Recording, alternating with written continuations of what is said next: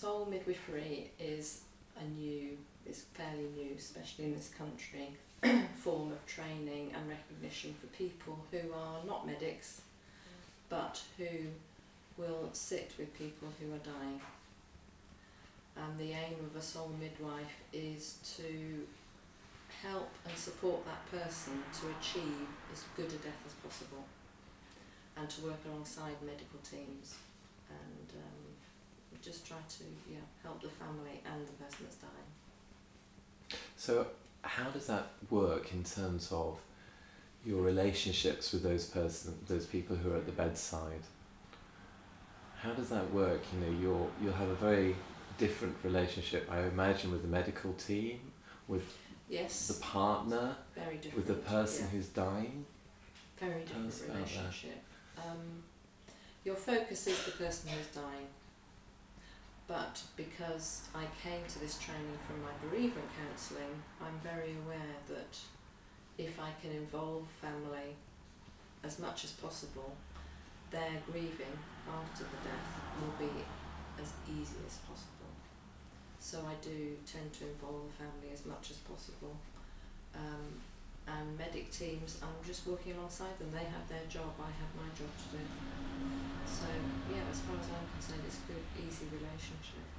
And what would be the need to have?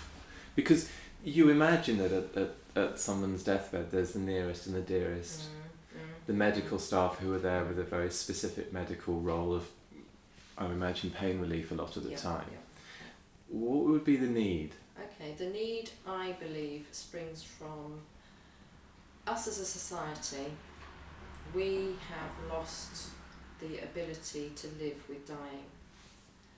Years and years and years ago, children were familiar with dying. They would be running around while someone was in the front room dying. When that relative had died, they would be familiar with going to see that person while they were lying in the coffin.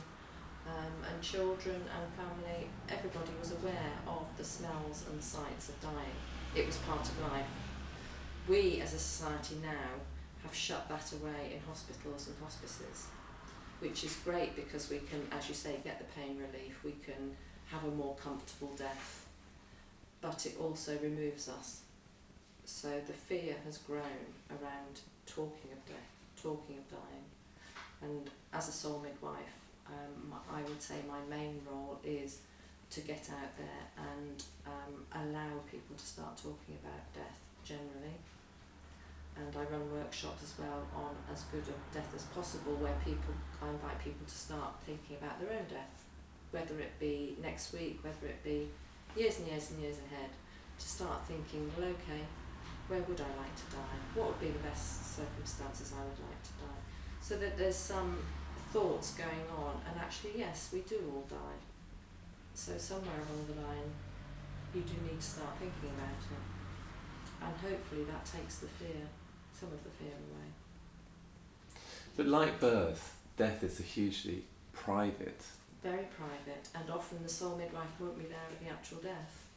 But for me, it's helping that person to plan and look forward to that death, be it with wanting to construct some sort of ritual that they know will happen as they die, whether it would be writing a death plan with them, which would have questions on it like, for instance, who do you want there when you die? How much pain relief do you want when you die? Do you want certain essential oils? Do you want candles if possible? We can't light candles in hospices and hospitals because of the oxygen. Do you want some music playing when you die? Do you want to be read poetry? Lots of ideas that will help them to start saying, yes, this is going to happen, and this is how I would like it to happen. So a soul midwife might just do all the planning with them, and at the end, and it's the family who would then have been involved and feel comfortable with sitting with someone who's dying. And how do you ever find when you're doing it, and it just struck me then, it's a bit like preparing for a marriage, you have to involve all the family, you have to think of all the rituals and all the jobs that need to be done, and it's very provoking to think of it at the end of your life, because you don't, do you? You just assume. You don't. And then in our society, we tend to, at the last minute, okay, we're going to hospital, and it's all done for us there, but we don't have control a lot of the time. We have more control in hospices because they invite families in and they are really good with granting certain wishes. But I think times are happening now that our society is starting to want to plan their own funerals, and along with that we're starting to think, well, actually we have some control on how we die. We do have some control. So it's happening. And I guess it's crucial to have acceptance of the whole family, because often relatives appear at a death when they might not have been around very much during the latter days, months, years, and there'll be a sudden gathering. I mean, do you find that actually quite difficult path to walk sometimes? Yes, but with my relate counselling, I did, in my training, I did systemic family therapy training, so I'm aware of the dynamics that can happen within families.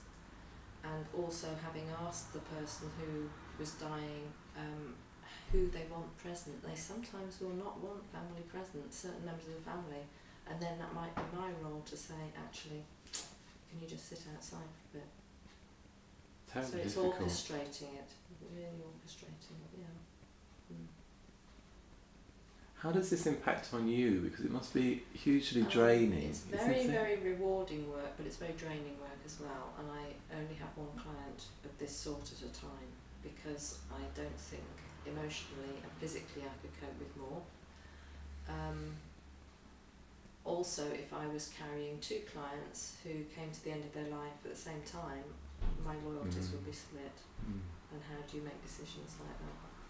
So it is very rewarding work, but I have to look after myself well. I have a really good supervisor, and I also refer to Felicity Warner in Dorset, who I did my training with. Fantastic training. I can always refer to her if I have any problems. So I do tend to, I'm very aware of looking after myself through it as well. And do you find that actually it doesn't end at the point of death, particularly in your relationship with the family? And then I have to either have pre-contracted with them, or I make a decision whether to carry on looking after that family, or whether to say, no, I was there for that person who has died. You know, it's for you to carry on, and if you want to come back to me for bereavement work later, fine. But it depends what I've contracted with the people. But sometimes people don't have family. You know, maybe they just have one partner or one son or one daughter. So it's a much more intimate thing. You know, we have to look at, okay, how is that person, once the terminally ill person has died, how is that single person going to survive? What is their support network? So then I start to say, well, okay, you know, do you want some extra support afterwards? And tell us about the training that you do, because you're absolutely right, we don't think about it, and we all should think about it. We were all told to write wills regularly, but we're not told about anything else or urged to prepare in the way that you're describing. So tell us about the kind of training that you're available to run. I do some workshops on bereavement and loss, because that was my original training, was around bereavement and loss. And then the workshops I do on looking at as good a death as possible, I tailor it to the group that have asked me to do it usually. What kind of groups would they be? It can be some Quaker groups, it can be some groups, bereavement groups. I also give talks, and last year I gave a talk to Leeds Bereavement Forum. They were doing a whole day on ritual around dying, so I tailored my talk to, you know, what rituals soul midwives can provide and why ritual is so important. But my workshops often involve looking at how we're living our lives, how we can learn to let go, because death is the ultimate letting go. So how attached are we to our life here, which is a Buddhist thing, but also in my counselling speak, there's attachment theory, which means some people are very attached to other people than others. Some people are more independent, some people are more needy. So if you're a more needy person, it might be more difficult for you as you start to realise your life is going. So we start to look at that sort of thing. we do some planning.